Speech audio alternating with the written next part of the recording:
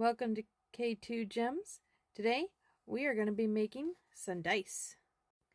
Alright, so the two colors that we're going to be using today is our deep sky blue and our orange. What I'm going to first do with my deep sky blue is I'm going to pour it into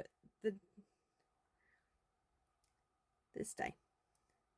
This is the number 4 die. And I'm just going to pour a little bit because the number 4 die likes to have a bubble at the very bottom of the die. And that has created a lot of problems. I've done this mold a couple of times so far. And I have found that putting it in there first and letting it settle for a little bit is a great way to get rid of that bubble. Now these are not D&D dice, these are just home-brewed dice. So please don't kill me if someone says they're D&D dice. I am saying no. Disclaimer, no, they are not D&D dice.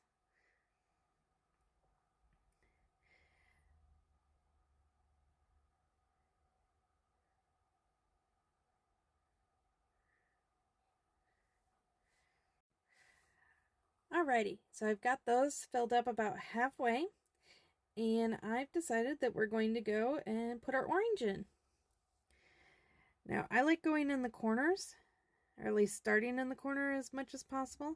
I find that it keeps the colors from being muddled. Sometimes it works. Most of the time, it does not.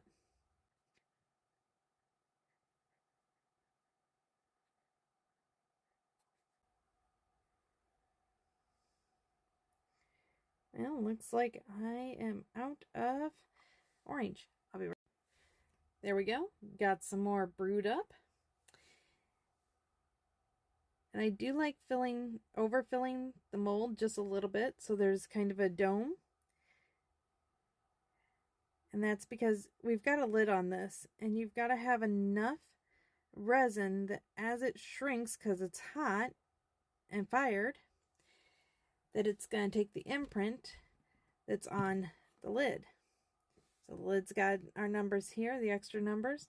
And you got to make sure that it's going to imprint on those. So we are going to put this on. I'm going to fire it on both sides. And we will see the results.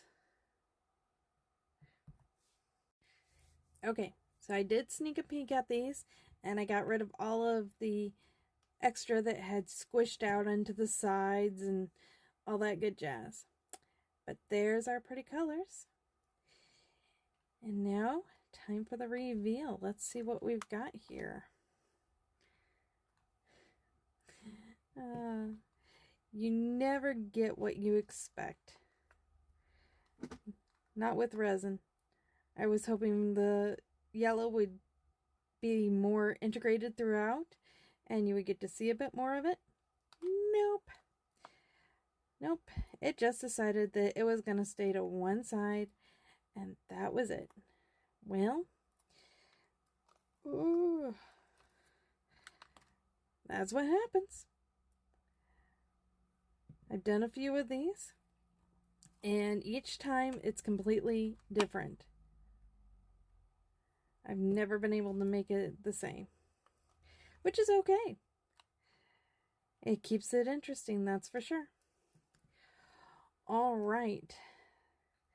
So now we have our set of dice. I do not know how well these are going to roll.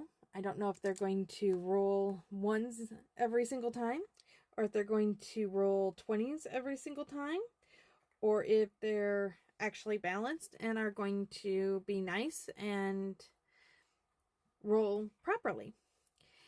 I'm not a dice expert, so I don't know how to balance any of these dice and make them roll the way they should.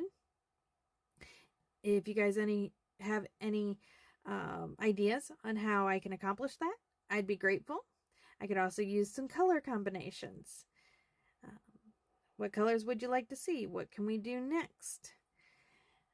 Actually, what I think we're going to do next is very possibly a dice tray, because I don't have a dice tray and I don't know how these things are going to roll. But as on a finishing note, this is one set that came out fairly nice. They won't be giving us gifts or sold because I can't get them all right. There's problems with the numbering and different things like that. So I'm not going to sell these until I get better. But this is what they're going to look like with the numbers colored in. And I think we're going to make a dice tray and see how well these roll. All right. Well, I could use your help with some colors on the dice tray. And I got to go buy me a dice tray now. A dice tray mold. Comment. Tell me if you like it. Tell me some colors. And above all else, thank you for watching.